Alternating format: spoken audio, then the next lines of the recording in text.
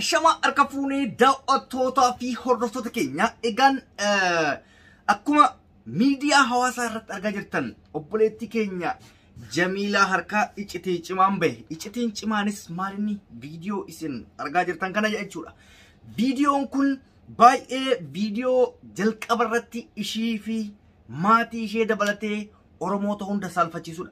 Viidiyoon kun akkamitti bahe? Ishiin immootu akkamitti Baangaalii sanbarte? Ammatti eessa jirti? Viidichoo viidiyoo akkamitti saalqunnamtiidha moo akkasumaan kan wal arganidha kan jedhu viidiyoo kanarraa yoo ilaaltan ni hubattan jedheen abdadha. Egaan viidiyoo itti ce'uu keenyan dura wantoota amma dura ta'ame akkasumas wantoota amma keessa jirruu fi shamarran keenya dabalatee dhiirri keenya maal gochuu qaba?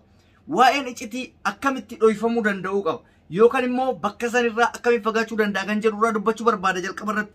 Egaan dhugaa rabbii dubbachuudhaaf viidiyoon kun video salphinaa ana biratti wanti ishiin goote gaarii ta'e isiniin mul'achuu mara ana biratti hammeenya hamaadha jechuudha.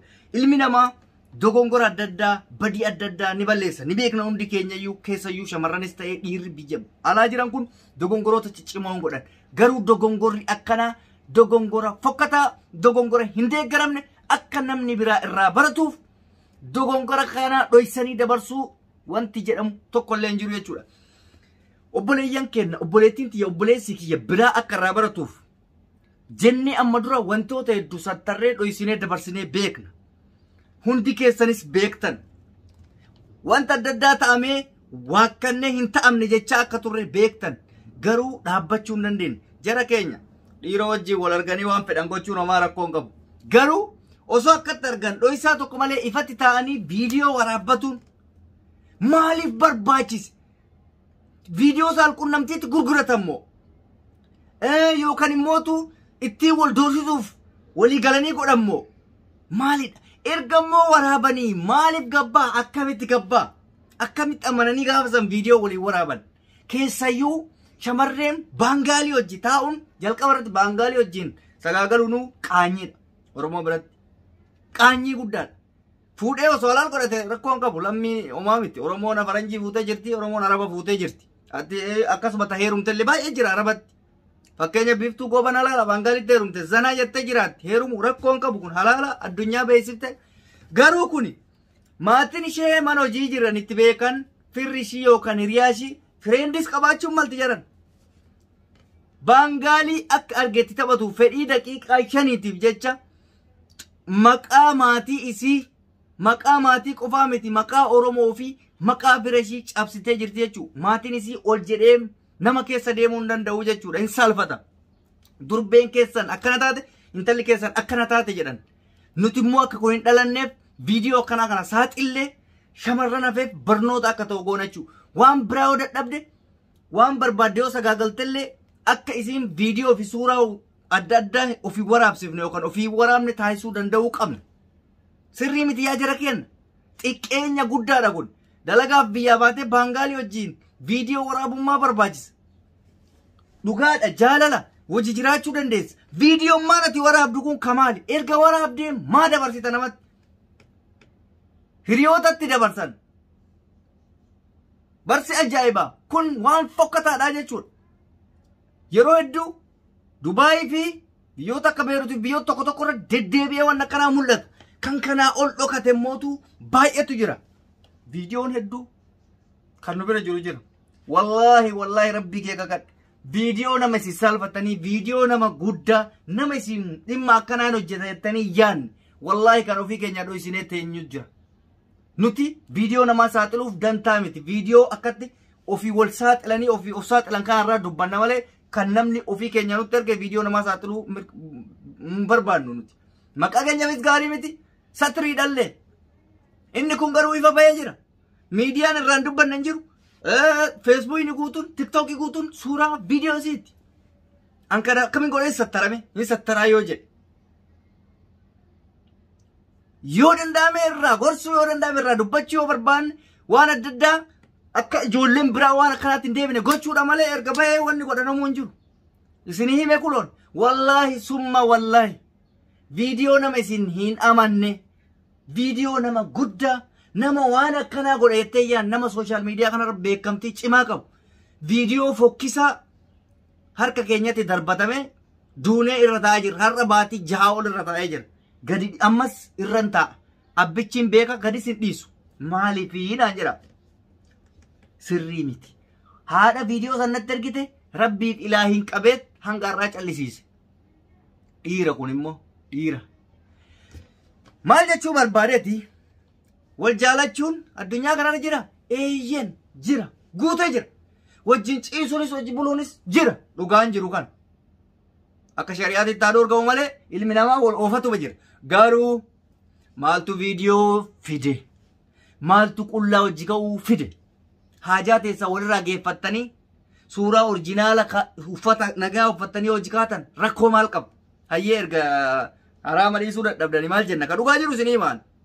Ka Oromootis Baangaalii qofaa miti. Waa'ee Baangaalii amma waan viidiyoon kun ifatti as ba'eef dubbachaa jirra malee kan Oromoo dachee mulu bareedduu tiyya maal waliin jan beektaa? Yogguu yeroo mana hojii deemte fa'aa wallaalla. Yeroo si yaadadhe laala. Qaama kee guutuu naa ergi. Viidiyoo qullaa walii haa waraabnu. Wal hojjechaa waraabnu. Waan akkana kana jira yaa saba.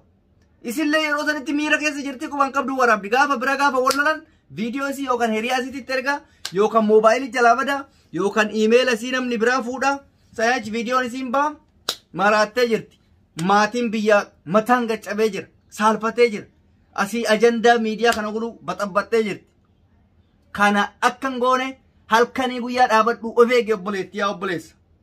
Nuti viidiyoo as baate takkatti irran tarru mataa gadi qabne irraa isinii dubbanna.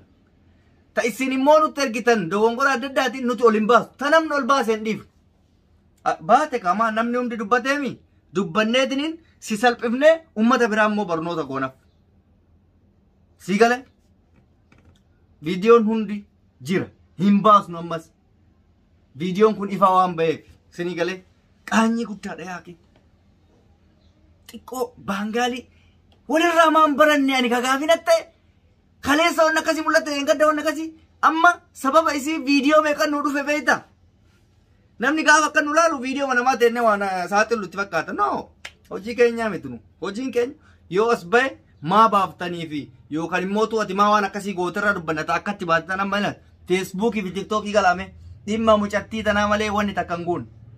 Ani kaleessa gaafa onlaayinii seenee inbox ilaalu viidiyoon ka isii bicha feesbuukiin guutuu waa'ee isiiti. Sila uummanni maaluma ta'e walirraan baratu innaa dhaabatee alhamdulillah jechaa turre. Sii galee viidiyoo tana gaafa pileey godhee ilaaltanii itti qaanfattan of jibbitan akka dhiira fi dubartii waliin argine wal shakkii keessa galtan gaarii miti yaaqi.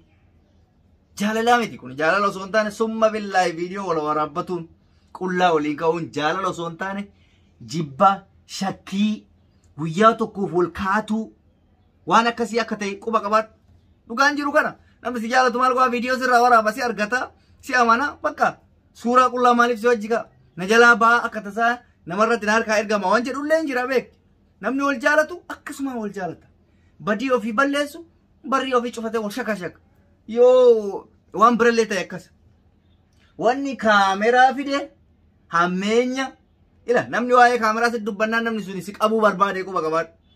Suuraa si kaafatu yaallan viidiyoo si waraabatu yaallan namni sun si qabuu yaalee jira giseen of eegii harka baafadhu.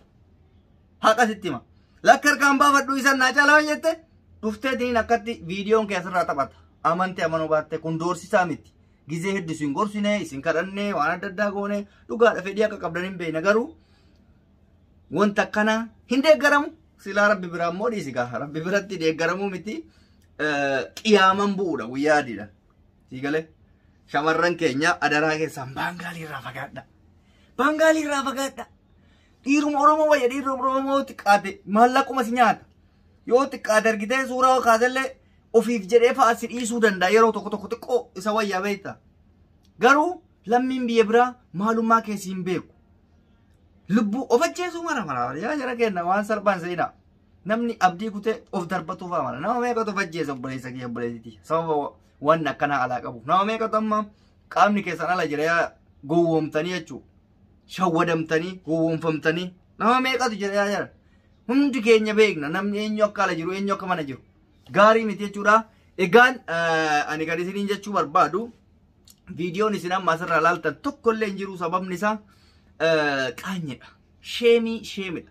Hanga kana dhageessanii gorsa akka irraa fudhattaniif carraa dhumaa isinii kenne malee viidiyoon jira. Hin tabsiisu garuu sirrii miti. Fokkataadha. Garuu kana booda yoo kan biraa deebi'e tabsiisuu qofa osoo hin taane akka ashaangulleetiitti deddeebisnee isinii tabsiifnaa jechuudha. Akka namni jiilutti. Kana isinii dhaama akka dhaamsa obbolummaatti, dhaamsa hiriyyummaatti. Wallaahi kun salphina guddaadha rabbiif nama biratti illee yaa jamaa.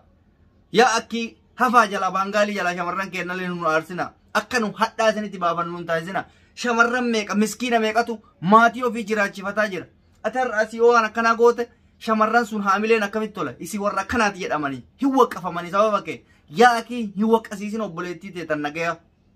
Teetii hammeenya yoo qabaatte obboleettii teen nagaya. Maqaa nyaatiin dubartiin biyya arabaa akkana nama hin jechisiisin. Dubartiin biyya arabaa takaayyoo qabdu ta dalagattee maatii ofii jijjiirtu ta dalagattee ijoollee isii jijjiirtu. Jireenya tana keessa tattaafadhaaf deema atasii maqaa balleessite hangam dasii jedha hangam sitti tola. Kanaaf wal gorfadhaa wal sattaraa rabbiif jedhaatiniin gaarii miti wal sattaruu bira osoo hin geenne immoo of sattadhatummaa matammaan kee sattir nafsik. Nafsiyaa ta'e qabadhu. Kanuma isinii dhaama ulfaadhaa galata.